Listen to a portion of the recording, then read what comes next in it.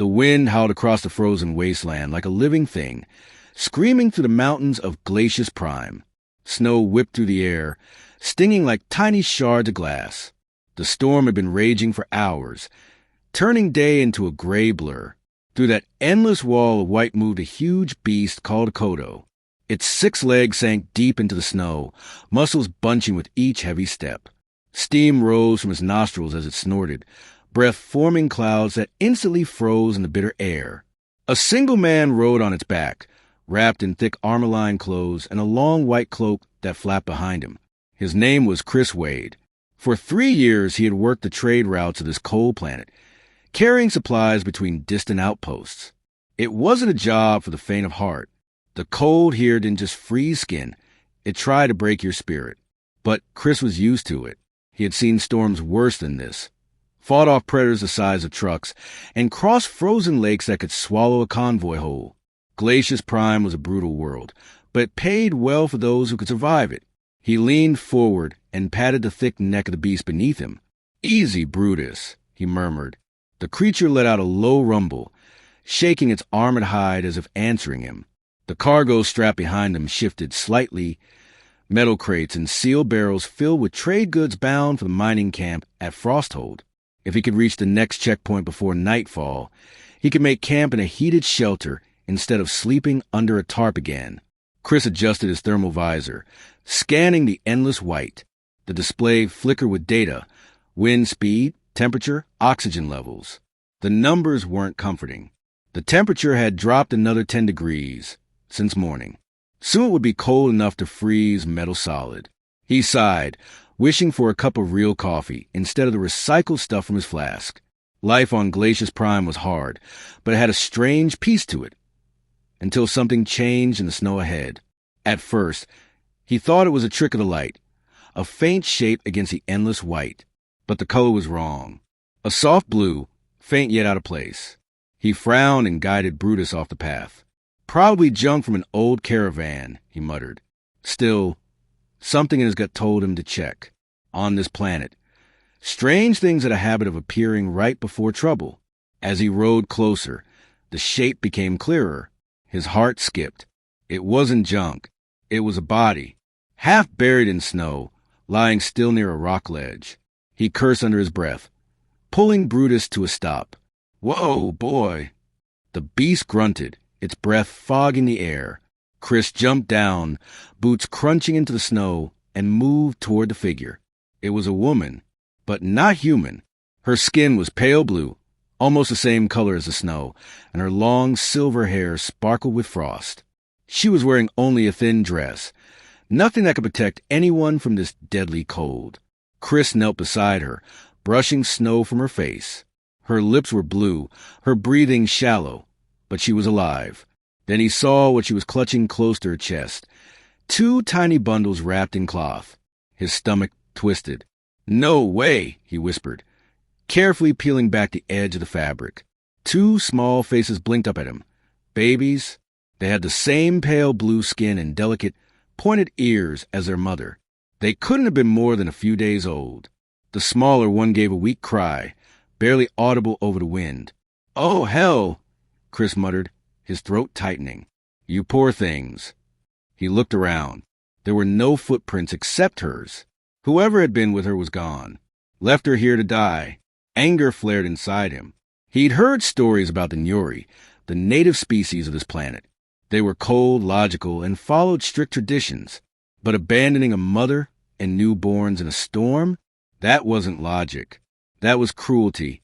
He quickly pulled off his heavy cloak, wrapping it around the woman and her babies. The warmth from the insulated fabric made her flinch slightly. Her eyelids fluttered open, revealing eyes the color of glowing ice. For a moment, she stared at him in confusion. Then, in a voice so weak it was barely a whisper, she said, "Useless, left behind." Chris's jaw tightened. "Not anymore," he said firmly. He slid his arms under her and lifted her gently. She weighed almost nothing. The babies pressed between them, turning. He carried her back through the snow to Brutus. The kodo grunted in protest as Chris rearranged the cargo, creating a space shielded from the wind. He set her down carefully, tucking the babies close on the cloak. "You're safe now," he said, though he wasn't sure it was true. "We'll get you to shelter." He climbed back into the saddle, urging Brutus forward again. The beast lumbered into motion, each step heavy but steady. For several minutes, there was only the sound of the storm and the rhythmic crunch of Brutus's steps. Chris glanced back often. The woman's eyes were half open, watching him. She looked so fragile, yet there was something proud about the way she held her head despite her weakness. "Why?" she asked suddenly, her voice raw. "Why help?" Chris looked over his shoulder. "Because that's what humans do," he said simply. "We help people who need it." The woman blinked, as if trying to understand the words. Then she closed her eyes again, exhaustion winning out. Chris tightened his grip on the reins and stared into the growing darkness ahead. The clouds were thickening. The wind carried a low moan that he recognized all too well. A blizzard was forming. "Damn it," he muttered. "Not now." He scanned the horizon for any sign of shelter. Nothing but snow and rock. He knew there were caves in these mountains, used by smugglers and hunters. If he could find one before the storm hit, they might have a chance. The temperature gauge on his visor flashed red. The storm was closing fast. "Hang in there," he said over his shoulder. "Don't give up on me yet." He pushed Brutus harder. The Kodo let out a deep growl but obeyed, its powerful legs pounding through drift of snow as high as its chest. Chris leaned low, shielding his face from the wind. Then, through the haze, he spotted it, a dark shape in the cliff wall ahead. A cave. "Yes," he breathed. "We've got one, Brutus. Go." The beast charged forward, slipping once on the ice but recovering quickly. The entrance was narrow, half covered in frozen buildup, but big enough for Brutus to squeeze through. Chris guided him inside just as the blizzard roared to full life behind them. The sudden silence inside the cave was almost shocking. Only the sound of dripping water and Brutus's heavy breathing filled the space. Chris jumped down and turned on his portable heater. A warm orange glow spread through the small cavern, chasing away the shadows. He exhaled in relief. "That's better." Then he turned to the woman. Her skin was still cold, but some color had returned to her cheeks. The babies made tiny noises under the blanket. They were alive, for now. Chris pulled more supplies from his packs. Thermal blankets, food rations, a flask of nutrient broth. He knelt beside her, offering the flask. "Drink," he said gently. "It'll help." She hesitated, eyes flicking between his face and the steaming flask, then accepted it with trembling fingers. She took a sip, and he saw a faint shimmer in her eyes, almost like light refracting through water. "Thank you," she whispered. "Don't mention it," he said, sitting back on his heels. "I'm Chris Wade. What's your name?" "Kira," she said after a moment. "Of House Valen, or I was before." Her gaze dropped to the sleeping babies. "They have no names." "No names?" he asked softly. "Why?" She looked away.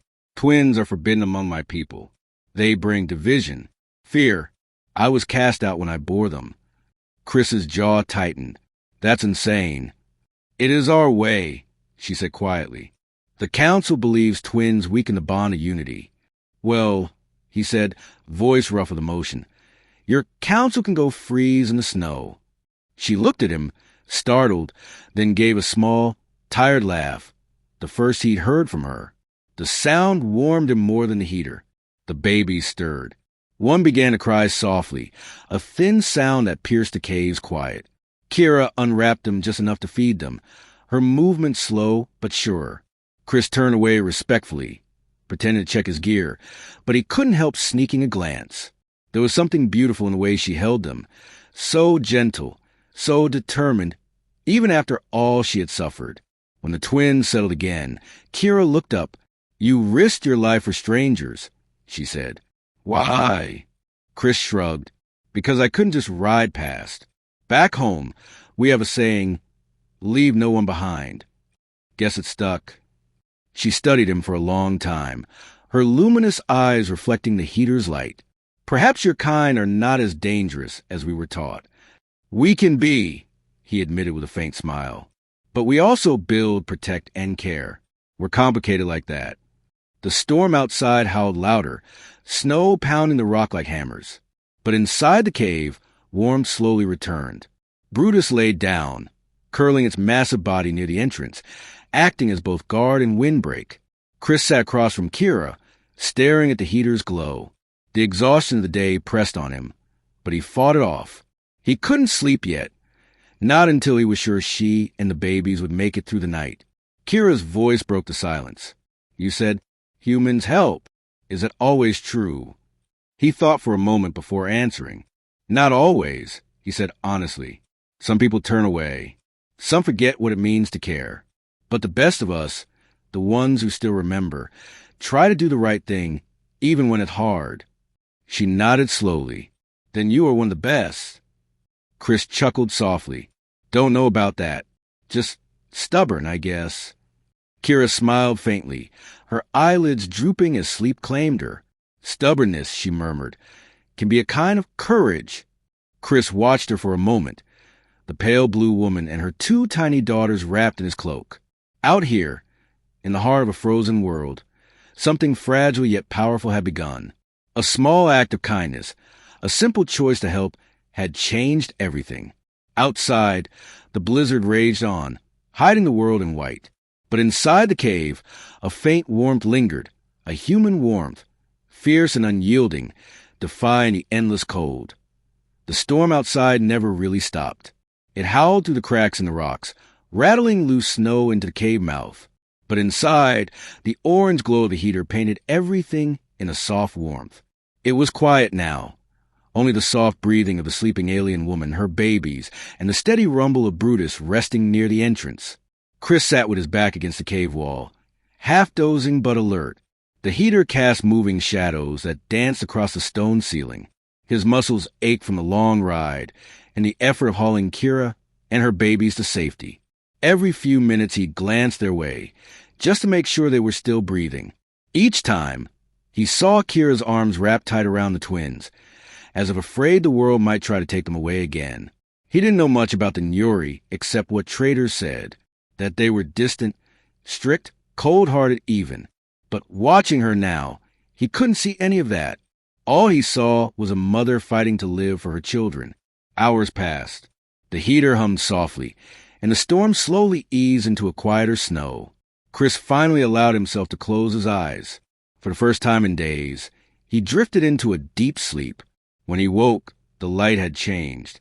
The glow from his heater had dimmed, and pale daylight filtered faintly through the cave mouth. The blizzard had stopped.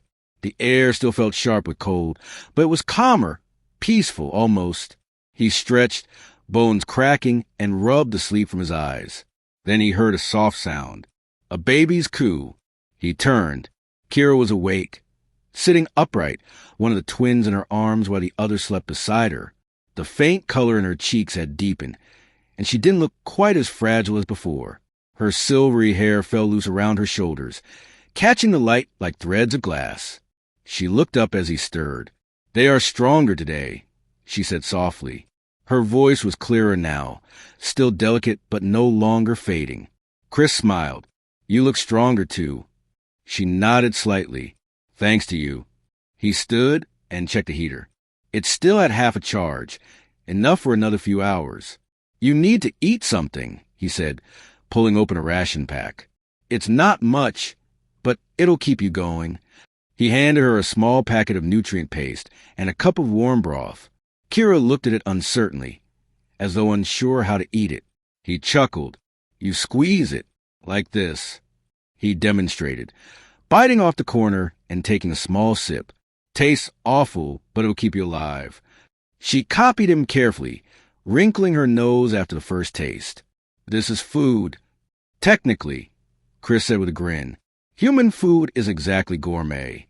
She smiled faintly, and it felt like the first real moment of calm since he found her. On my world, she said between sips, we eat from the warmth of the sea. We call it Aryan. It gives life and connects us to our ancestors.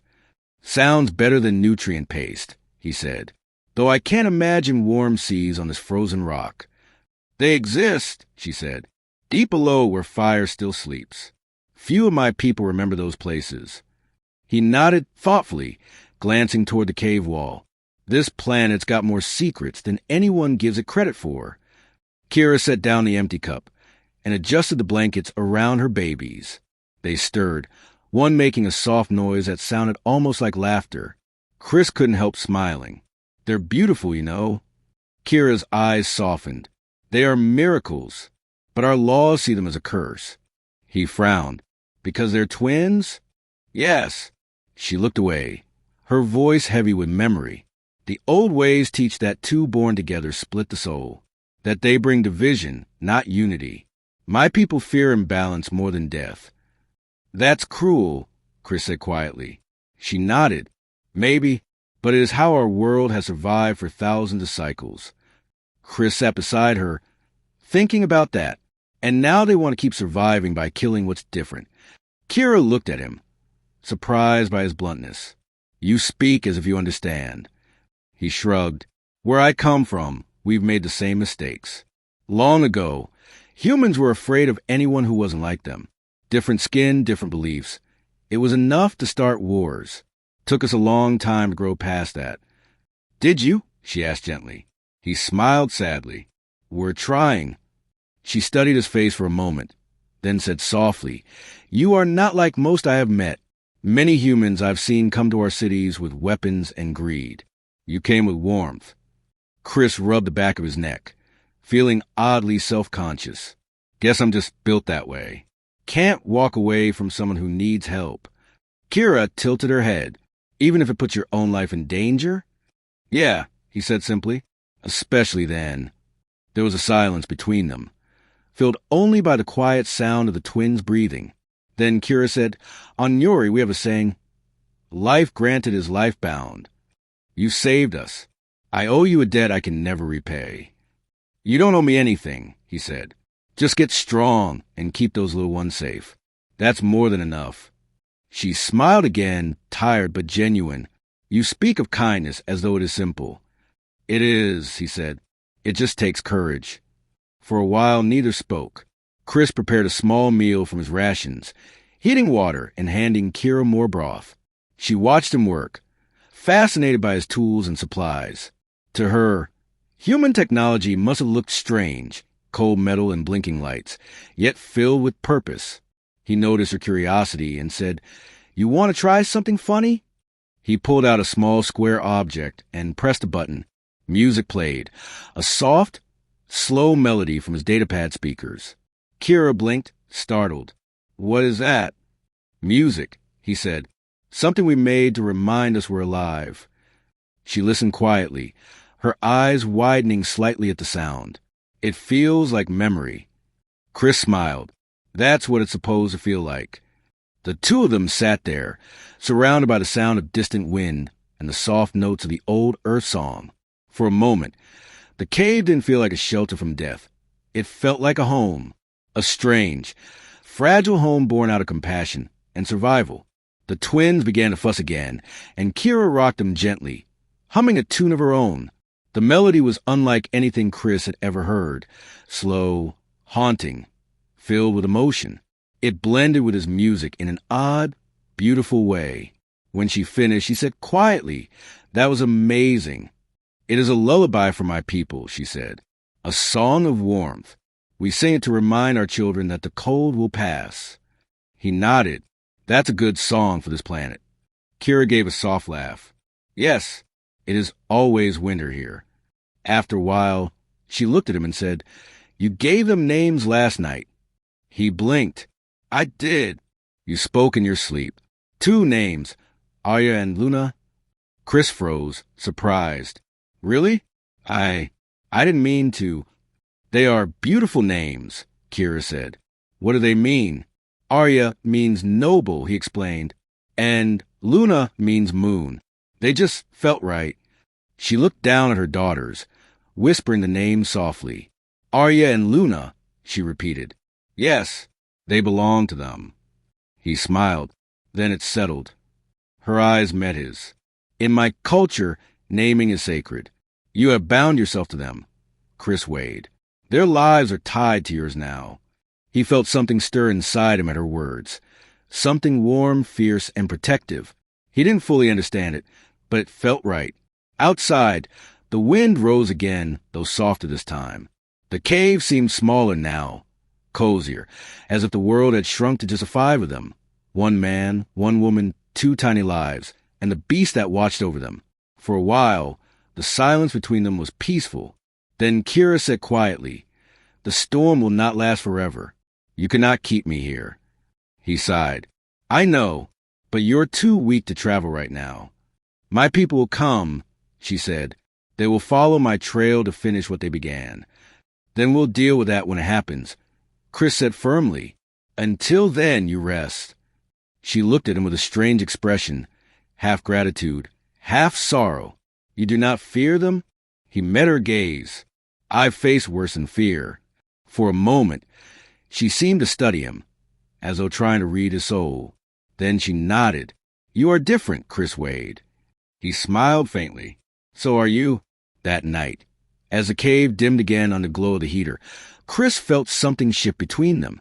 It wasn't love yet, not the kind people write about, but it was something just as powerful. Trust, connection, the kind that only forms when 2 strangers face death together and survive. He sat awake for a long time, watching Kira and her daughter sleep. The twins lay side by side, tiny hands curled together, their breathing steady. Kira's face looked peaceful now, no longer haunted by fear. She looked like someone who had finally found a reason to hope. Chris leaned back, staring at the ceiling. The cave was quiet, but his mind wasn't. He thought about what she had said, that twins were a curse, that her own people would rather see her die than let them live. He couldn't accept that. No matter what it cost him, he'd make sure they had a chance, that those little girls would grow up free. "Don't worry," he whispered softly, almost to himself. "I've got you." The words echoed faintly in the stillness, carried away by the wind outside. Somewhere far above the cave, the stars of Glacius Prime shone cold and distant, but down here, in the warmth of the small shelter, a new fire had been lit. The storm finally began to calm by morning. The air outside the cave was still cold enough to freeze breath into mist, but the sky had lightened from black to a soft gray. Chris stepped to the entrance, brushing frost from his cloak as he looked out. Snow covered everything in smooth white waves, shining faintly under the pale light. It was peaceful for now, but he knew better than to trust it. Peace on Glacius Prime never lasted long. He turned back toward Kira and the twins. She was awake again, sitting up, feeding one of the babies while humming that same gentle melody he'd heard before. The sound echoed softly in the cave, mixing with the quiet crackle of the heater. For a moment, it almost felt like home. Chris smiled and said, "You're up early." She looked at him, her silver hair falling over her shoulder. "The cold woke me," she said, "and the little one was hungry." He nodded. "They've got good lungs. I'll give them that." He started packing his supplies, checking the heater's battery, and sorting what little food he had left. "If this weather holds, we should move soon," he said. "We're still 2 days from the next outpost." Kira's expression changed slightly. "You plan to take us there?" "Of course," he said. "It's the safest place for you." Her eyes lowered. "Safe? Perhaps not. My people will come. They will not forgive this." Chris frowned. "You mean they'll come looking for you?" "Yes. When a woman is cast out, a hunting party follows, to make sure she does not return." Her voice trembled slightly as she looked down at her daughters. "They will not stop until they are certain." Chris's jaw tightened. "You're saying they'd kill you? And the babies?" She didn't answer, but the silence was enough. He turned away, anger rising in his chest. "That's insane," he muttered. "I don't care what kind of traditions they have. Nobody deserves that." Kira's voice was calm, but filled with sadness. "You cannot fight an entire world, Chris Wade." "Maybe not," he said, tightening the strap on his pack, "but I can fight long enough to keep you alive." He moved toward the entrance again, scanning the horizon. His visor detected faint movement far to the north. Heat signatures, small but steady. It could have been wild animals, or it could have been Yuri hunters. He cursed under his breath. "We need to move." Kira looked alarmed. "Now?" "The storm." "Storm's easing," he said, "and we don't have a choice." If that's your people coming, we can't stay here. He packed fast, gathering food, the heater, and emergency blankets. He checked his blaster, just in case he needed to scare something off, not for violence, and made sure Brutus was ready. The big beast grumbled as Chris patted its neck. I know, boy, he murmured. You just got warm, but we gotta go. Kira wrapped her twins carefully in thick cloth, securing them against her chest under his cloak. She looked pale again, but her eyes were steady. I can walk, she said. You sure? Yes, she said firmly. If I fall, you carry the children. Promise me that. Chris hesitated, then nodded. Promise. He helped her onto Brutus's back, adjusting the saddle so she could lean against the cargo. Then he climbed up behind her and took the reins. The Kodo snorted, stamping its massive feet. All right, big guy, Chris said. Let's go find somewhere safe. They moved out into the open again. The cold hit hard, biting through even the thickest layers. The wind had died, but the world was still buried under deep snow. Every sound was muffled, like the planet itself was holding its breath. As they traveled, Kira stayed quiet, her gaze fixed on the horizon. Chris glanced at her every now and then. She looked distant, lost in thoughts he couldn't guess. After an hour, he noticed something, a set of marks in the snow, not random animal prints. Tracks long, even deliberate. His stomach sank. They're close, he said quietly. Kira didn't ask who. She already knew. Brutus let out a low growl, sniffing the air. The Kodo's instincts were sharp. If it sensed danger, there was danger. Chris pulled the reins to the left, steering toward the mountains. We'll lose them in the rocks, he said. The path grew steeper, the snow thicker. Twice Brutus slipped, catching itself before falling. Chris guided carefully, his breath forming small clouds in the air. Every step took effort, but they kept moving, driven by something stronger than fear, determination. After some time, the mountain walls closed in, forming a narrow pass. Shadows deepened. Chris could feel the cold radiating off the stone. We'll stop here, he said finally. We'll rest a bit and figure our next move. They dismounted, taking cover behind a large rock. Chris checked his tracker again. The heat signatures had vanished, but that didn't comfort him. They could be cloaked, he said, mostly to himself. Kira looked at him. You did not fight them all. He sighed. I'm not looking to fight anyone. I just need to keep you and the twins alive. That's it. She placed a hand on his arm. You risk your life for us, even though we are not your kind. Why? He looked at her, meeting her glowing blue eyes. Because that's what being human means, he said quietly. We protect those who can't protect themselves. Doesn't matter what they look like. For a moment, she said nothing.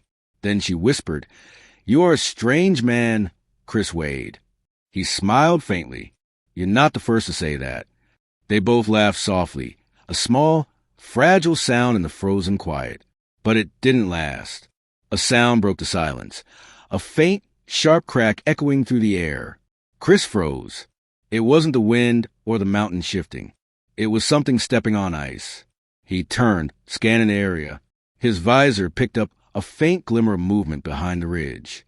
They found us, he whispered. Kira clutched her children tighter. What do we do? Chris's mind raced. Fighting was an option. They were outnumbered and trapped in a narrow pass. Then he remembered something Kira had said. The old tunnels. You said there were hidden paths in these mountains? She nodded quickly. Yes, ancient ways from before our cities. I know where to find one. Then lead the way. Kira didn't hesitate. She pointed toward a cliff wall half covered in snow. There, she said, moving forward. Chris followed, helping her climb over rocks until they reached the spot. The wall looked solid, but Kira brushed her hand across a section of stone. Faint symbols glowed under her touch, Nyori markings. Then, with a soft rumble, a narrow passage opened, hidden behind an illusion of ice. Chris stared. How did you... Old knowledge, she said simply. From my time as a spiritual advisor. He didn't ask questions. They hurried inside, and the opening sealed behind them, leaving only darkness. Chris turned on his portable light, filling the space with a dim glow. The tunnel stretched ahead, cold and narrow, with strange markings carved into the walls.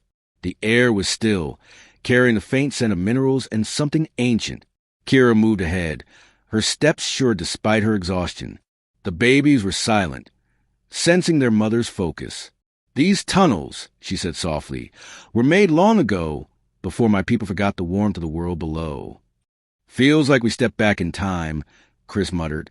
They walked for what felt like hours, deeper and deeper underground. The air grew warmer, the walls smoother. At one point, Chris brushed his fingers over a carved image, a Nyori figure holding a glowing orb. "What's this mean?" he asked. "It tells of the first fire," Kira said. "When our ancestors found warmth under the ice, they believed it was a gift from the stars." "Maybe it was," Chris said quietly. "Maybe the stars are still watching." She glanced at him, a small smile forming. "You speak like a Nyori sage. Guess I'm learning." But their brief peace ended when a distant sound echoed behind them. A hollow thud, followed by another. Chris stopped, listening. They found the tunnel. Kira's face went pale. "We must hurry."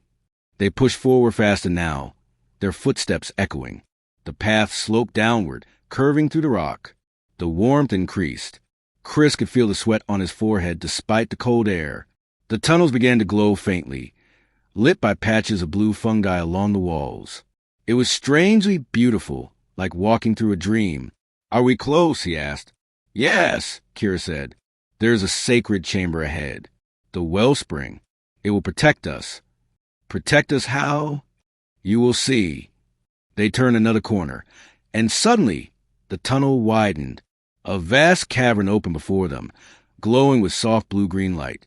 At its center was a pool of shimmering water, steam rising in gentle curls. The air was warm and filled with a soothing hum, almost like a heartbeat. Chris stopped in awe. "What is this place?" Kira's eyes shone. "The wellspring of renewal," she whispered. "The heart of our oldest stories." The babies stirred, sensing the warmth. Kira stepped closer to the water, kneeling beside it. "Here, the old energy lives still. It heals. It remembers." Chris looked around, his heart pounding from more than exhaustion. There was something powerful about this place, something that reached beyond understanding. "Looks like we made it," he said softly. But behind them, faint echoes still traveled to the tunnels. The sound of pursuit. Chris glanced back at the dark passage. "They're still coming." Kira looked at him calmly. "Then this place will decide what happens next." He didn't fully understand what she meant, but he believed her. Somehow, he knew this hidden chamber wasn't just ancient. It was alive. The air shimmered faintly around them, carrying warmth not just through the skin, but deep into the soul. Chris took a slow breath, steadying himself. He didn't know what waited ahead, only that he would face it. For her, for the twins, because that was what humans did. They stood between life and death and said no. The hum of the water grew louder, wrapping around them like a heartbeat. Kira looked at him, her eyes glowing softly in the blue light. "Whatever happens," she said, "you have already changed everything." He met her gaze. "Then let's finish what we started." The air in the cavern felt different, alive, almost breathing. A soft blue-green glow rose from the water, spreading gentle ripples of light across the walls. The sound was soothing, like the slow beat of a giant heart echoing through the stone. Chris stood at the edge, his breath catching. He had seen many strange things on alien worlds, but nothing like this. It felt sacred, even to someone who didn't believe in magic. Kira knelt by the glowing pool, her silver hair catching the light as steam curled around her. "This is the wellspring of renewal," she said quietly, her voice trembling with awe. "My people believe it is where life first began on Glacius Prime." Chris took a slow step closer. The warmth from the pool brushed against his skin, melting away the cold that had settled deep into his bones. "It's beautiful," he said, "almost peaceful." Kira looked down at the twins, who stirred softly in her arms. "It is more than that," she whispered. "This place holds power, healing, memory." She looked up at him, her luminous eyes filled with something between hope and fear. "It may save them." Maybe all of us. Chris crouched beside her, watching the light shimmer across the surface of the water. You really think it can help? I don't think, she said. I know. For a moment, neither spoke. The sound of their breathing and the faint hum of the spring were the only noises in the cavern. Chris watched as Kira dipped her hands into the water. The liquid glowed brighter where her fingers touched it, and the warmth seemed to spread through her whole body. She sighed, closing her eyes, and the twins made soft, contented sounds. Chris couldn't explain it, but the place felt like it was watching them, listening. He dipped his own hand into the water, and a wave of warmth shot up his arm. The sensation wasn't just heat. It felt like a memory, a presence, like the spring was showing him something unseen. He saw flashes, mountains before the ice, green valleys filled with light, and people with blue skin walking beside humans under the same sky. It was gone as quickly as it came. He pulled his hand back, staring at it. What was that? Kira opened her eyes. The spring shows truth, she said softly. It remembers all who came before. Maybe it wanted you to see. See what? That our worlds were never meant to be enemies. Chris fell silent, letting the words sink in. Somewhere deep inside, he knew she was right. The thought that humans and Yuri had once walked together, long before either species remembered it. It made something tighten in his chest. Maybe this is why I found you, he said quietly. Maybe we were supposed to meet. Kira looked at him, and for the first time, her expression softened completely. Maybe, she said, the old legend spoke of one who would bring warmth to the frozen ones. I always thought it was a myth. He smiled faintly. I'm just a cargo hauler, not exactly hero material. Sometimes, she said, heroes don't know what they are until the moment comes. The air in the cavern shimmered again. The glowing water pulsed brighter, as if reacting to their words. The babies stirred, one letting out a soft cry. Kira gently dipped her fingers into water and sprinkled it over their foreheads. The light wrapped around them, gentle and warm. Chris watched, amazed, as the twins' breathing grew stronger and steadier. Their skin, once pale, took on a soft, healthy glow. It's working, Chris said in awe. Kira nodded, tears forming in her eyes. The spring accepted them. It gave them life. Chris couldn't look away. He had seen a lot of things out here in the outer colonies. Machines that could heal wounds in seconds, ships that could cross light years in hours. But nothing had ever felt as real or as pure as this. This wasn't technology. This was something older, something alive. He sat beside her quietly as she bathed the babies in the glowing water. Steam curled around them like a misty veil, turning the cavern into a dreamlike scene. When she was done, she laid the twins on a folded blanket near the pool's edge, their tiny hands reaching toward the light as if they recognized it. They're perfect, Chris said softly. Kira turned to him, her face glowing faintly in the reflected light. Because of you, she said. If you had not stopped on that road, they would be gone now. He shook his head. Because of us. You kept them alive long enough for me to find you. She looked at him for a long time, her expression unreadable.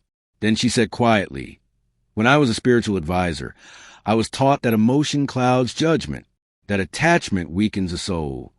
Her voice trembled slightly. But holding them, seeing what you did, I think we were wrong. Chris met her eyes. Being cold doesn't make people strong, he said. Caring does. Kira smiled faintly. You speak as though you understand my people's heart better than we do. Maybe I just understand what it means to lose someone, he said, his tone low. I've been out here a long time. Seen good people die because no one cared enough to help. I'm not letting that happen again.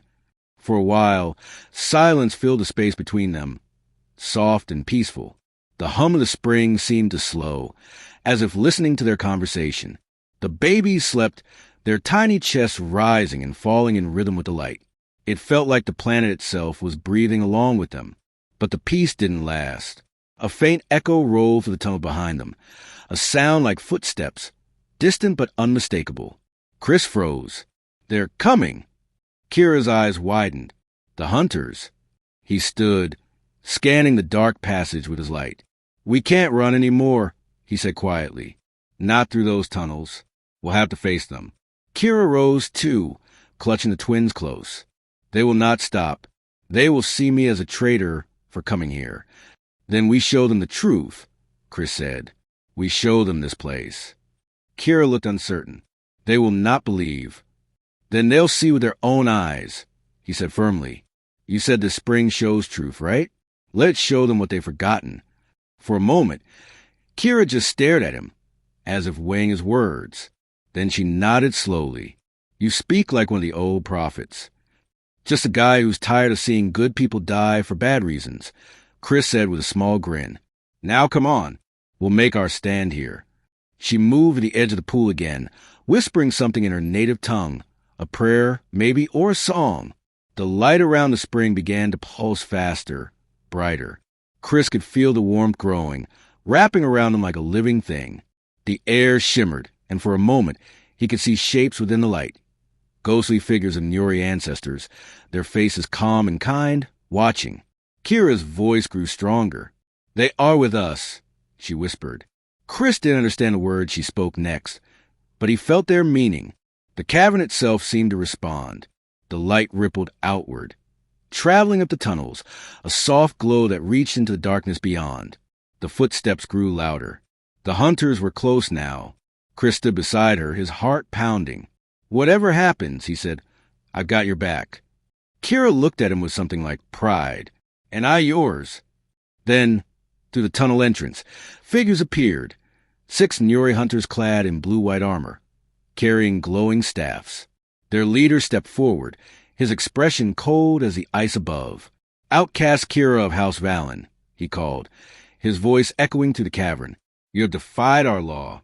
You were ordered to return your cursed offspring to the void. Kira held her ground. They are no curse, she said, her voice clear and strong. They are life. The hunter's eyes flicked toward Chris. And you, human, this is not your fight. Chris's voice was calm but steady. Maybe not, but I made it my fight when I saw what you did to her. The hunter's lip curled. You interfere in matters beyond your kind. I don't care, Chris said. Some things are wrong no matter who you are. For a tense moment, no one moved. The hunters raised their weapons slightly, and Chris instinctively stepped in front of Kira and the twins. But before anything could happen, the spring's light flared brighter than ever. The glow swept through the cavern, engulfing everyone in a warm, pulsing radiance. The hunters froze, shielding their eyes. Kira lifted her hand toward the water. Look, she said. See the truth. The light changed. It showed images, floating like memories in the air. Ancient Nuri walking side by side with humans in peace. Children of both races playing under skies, not yet frozen. The hunters stared, wide-eyed, their weapons lowered slowly as the images faded, leaving only the soft blue glow. The spring remembers, Kira said. We were not meant to live in fear and cold. We were meant to share warmth. The leader's face softened with uncertainty. He looked from Kira to Chris, then to the sleeping twins. Finally, he bowed his head slightly. The spring has spoken, he said quietly. Perhaps the old ways must change. Chris let out a long breath, the tension leaving his body. Kira looked at him, tears glistening in her eyes. You did it, she whispered. He shook his head. We did it. For the first time since they met, Kira smiled fully, bright and unguarded. Then maybe there's hope after all. Chris smiled back, his voice warm. There's always hope. You just have to fight for it. They stood there together, watching the glowing water as the hunters slowly withdrew, leaving them in peace.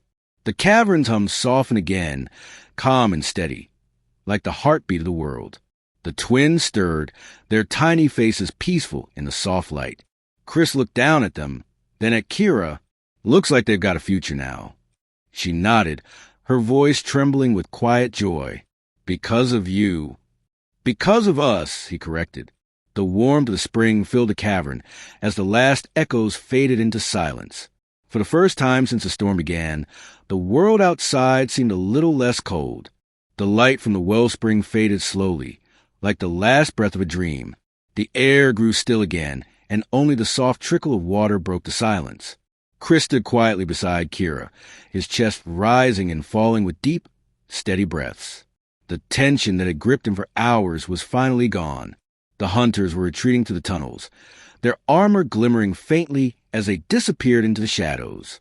He watched them go, still half expecting one to turn back. But none did. For the first time since he found Kira in the snow, he didn't feel like he was running anymore. Kira stood near the pool, holding the twins close. The soft glow from the spring reflected in her eyes, making them shimmer like blue fire. Her face looked peaceful now. Tired, yes, but calm, like someone who had finally stopped fighting the storm inside her heart. She turned to Chris and said quietly, "They believe now. The truth of the spring cannot be denied." Chris nodded, a small smile tugging at his lips. "Guess sometimes you got to show people what they've forgotten." She looked down at the twins, who were both awake now, their tiny fingers clutching at her cloak. "They will grow in a new world," she said softly. "One not ruled by fear." Chris stepped closer. "Then we'd better make sure that world actually happens." Kira met his eyes. "You speak as if you plan to stay." He gave a small laugh. "Maybe I do. Someone's got to keep you out of trouble." She smiled faintly, her silver hair glowing in the dim light. "You are a strange man," Chris weighed. "Yeah," he said. "I've been told that." They shared a quiet laugh, the sound gentle and real. For a long time, they stood in silence, watching the twins, the water, and the light that seemed to hold the warmth of an entire world. Hours passed. The glow from the spring began to dim slightly, though it never truly faded. The warmth remained, steady and comforting. Brutus rested near the far wall, his massive body curled protectively around their supplies. The great beast had been through as much as they had, and even he seemed to relax now, his heavy breathing slow and deep. Eventually, Chris said, "We can't stay here forever. The others might come back." Kira nodded. "There's another path leading to the surface. The air above should be clear now." He gathered what supplies he had left and helped her wrap the twins tightly. When everything was ready, Kira turned to the spring one last time. She whispered something in her native tongue, a quiet farewell. The surface of the water rippled, glowing gently, as if answering her. Then they began to climb. The tunnel leading upward was long and winding, carved by ancient hands. The faint light of glowing fungi guided their way, and the air grew cooler as they ascended. Chris carried one of the twins, his large hands cradling her carefully against his chest. The baby's small warmth pressed close to his heart. He couldn't help smiling at her tiny, curious face. "Hey there, Luna," he whispered. "You're tougher than most grown people I know." Kira looked back at him, smiling softly. "She likes you." "I like her too," he said. When they finally reached the upper level, they were greeted by pale daylight. The storm had passed. The sky above Glacius Prime was still gray and heavy, but a faint sun struggled through clouds, painting everything in silver light. Snow sparkled across the mountains, untouched and pure. They stepped out into the open, and the cold air hit them like a wave. But after the warmth of the spring, it no longer felt like death. It felt clean, alive. Chris stood for a moment, taking it all in. The view stretched for miles, endless white plains, jagged cliffs, and the faint outline of the trade outpost far in the distance. "We made it," he said quietly. Kira nodded. For now, they began the slow journey down the mountain. Brutus carried them carefully, his 6 legs steady on the icy ground. The babies slept most of the way, nestled against their mother.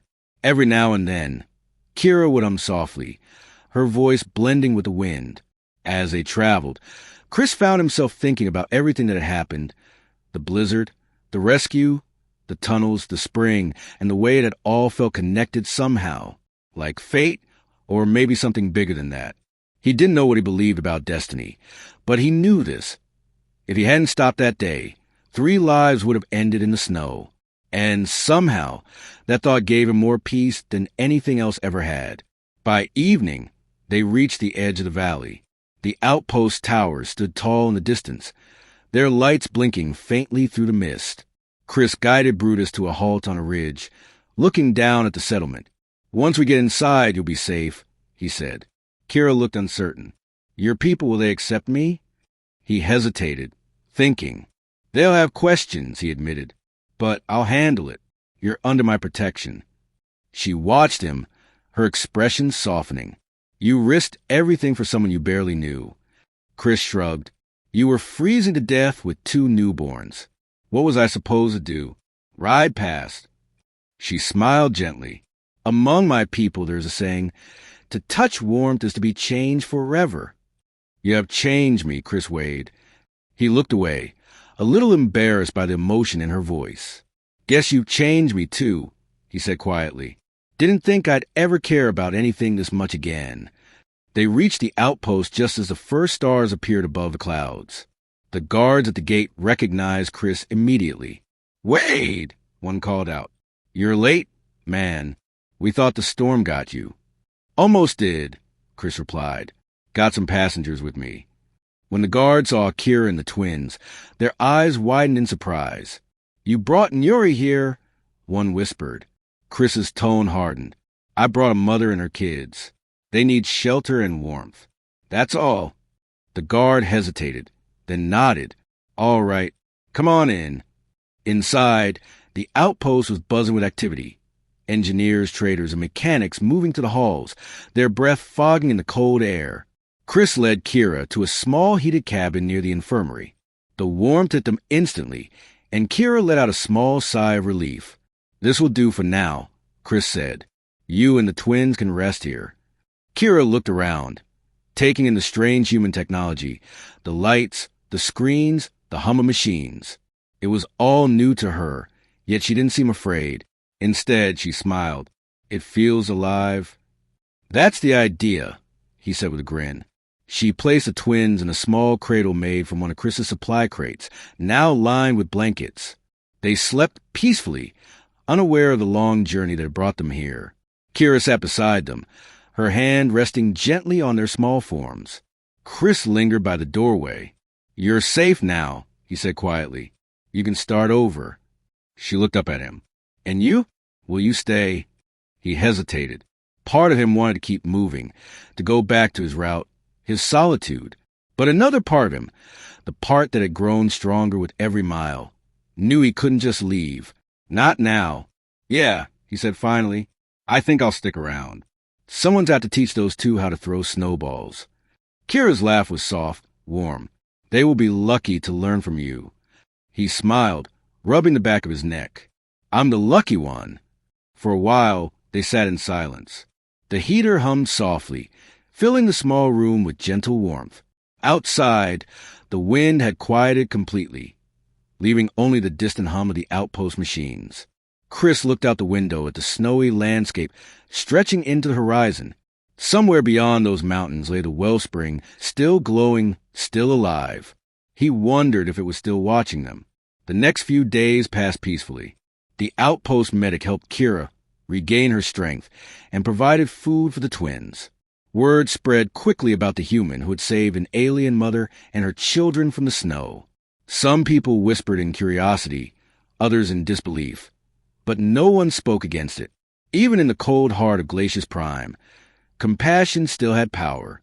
One night, as the lights dimmed across the outpost, Chris sat outside on the porch, looking up at the stars. The air was freezing, but he didn't mind. He heard footsteps behind him, and Kira joined him, wrapped in a thick coat. She stood beside him quietly for a while before speaking. You miss your home, she said softly. He smiled faintly. Home's a funny thing. Used to think it was a place. Lately, I think it's people. She nodded slowly. Then perhaps you are home now. He turned to look at her. Her silver hair shimmered under the faint starlight, and her eyes reflected the glow of the distant moons. Maybe I am, he said. They stood there together in the cold, watching the sky. Above them, the stars burned bright, shining to the frozen air like tiny fires that refused to die. Later, when Kira returned inside, Chris stayed a little longer, alone with his thoughts. He thought about everything that had happened. The storm, the rescue, the spring, the way a single act of kindness had changed so much. He realized something simple but powerful. Humanity wasn't just about strength or survival. It was about choosing to care, even when it wasn't easy. That was what made them human. He smiled to himself and whispered into the night, "Because that's what humans do." The wind carried his words across the frozen plains, soft and fading, until they vanished into the quiet world beyond. Somewhere deep beneath the ice, the wellspring pulsed gently, as if answering him, an ancient heartbeat echoing through time. And on that cold planet, under a sky full of frozen stars, hope lived on,